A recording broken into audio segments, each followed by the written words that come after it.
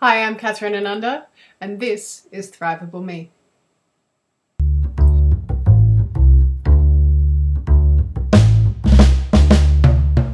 All right now.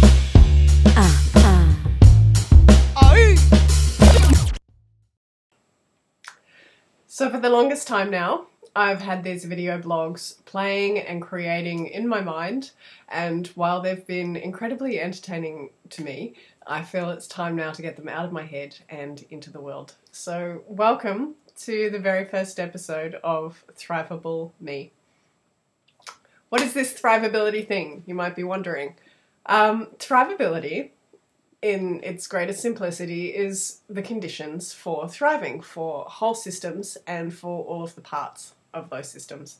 A colleague of mine, Josh Foss, has a really elegant definition.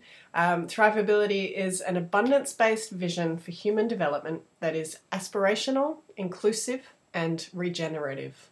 So it's like life generating the conditions for life, thriving generating the conditions for more thriving. Thrivability applies to the individual level, to the interpersonal, to organisational and societal levels, and to whole ecosystems. I think for some people, thrivability seems like a kind of unrealistic utopian striving, like a Pollyanna, ungrounded optimism in the face of the cold, hard realities of the way that the world really works. For me, and for most of the people that I know who are working in this space, thrivability is more of a protopian creation. It's being able to say, you know, what could we dream of? What could we imagine? What do we want? What would actually work for everyone, or as many of us as possible, now and into the future? How can we kind of look in that direction and look around and say, well, what's the best of what we have to help us navigate in that direction? What do we need to put in place? What can we learn from? And then how do we iterate in that direction? Because it's not a static thing. It's an evolving vision. It's an evolving way of being. It's diverse. What my vision of thriving is might not be the same as what your version of thriving is. And that's how we come together to play into a thriving system. We all have different parts to play in that. It emerges from us, from our passions, from the ways that the offerings that we have and the ways that we want to engage.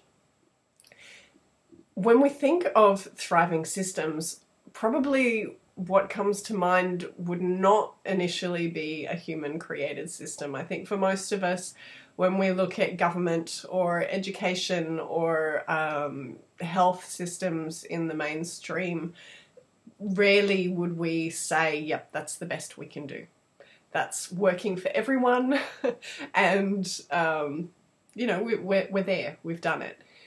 I think a lot of the time the visions that we're being presented with are actually really quite dystopian narratives of the future. We say this financial system is really not working for most of us, but it's the best we can do. We say climate change is coming, it's an absolute disaster, but if you want to try and turn this ship around, good luck. The sky is falling, make yourself look busy. I like to think that we can do better than that, and for me personally, that is what that's what keeps me going. It's the essence of my journey of exploration through a really broad range of topics, and those are the stories and topics that I would like to share with you. So I hope that you'll join me through this series as we explore some of the stories that are going on around the world. What are some of the breakthroughs that might be adjacent to the breakdowns that we're seeing going on? And what are the really awesome things that people are doing? What are the innovations? What are the technologies or the processes that create more thriving and really have the potential to positively disrupt the way that we do what we do? Looking forward to this. Thanks for watching, and I'll see you next time.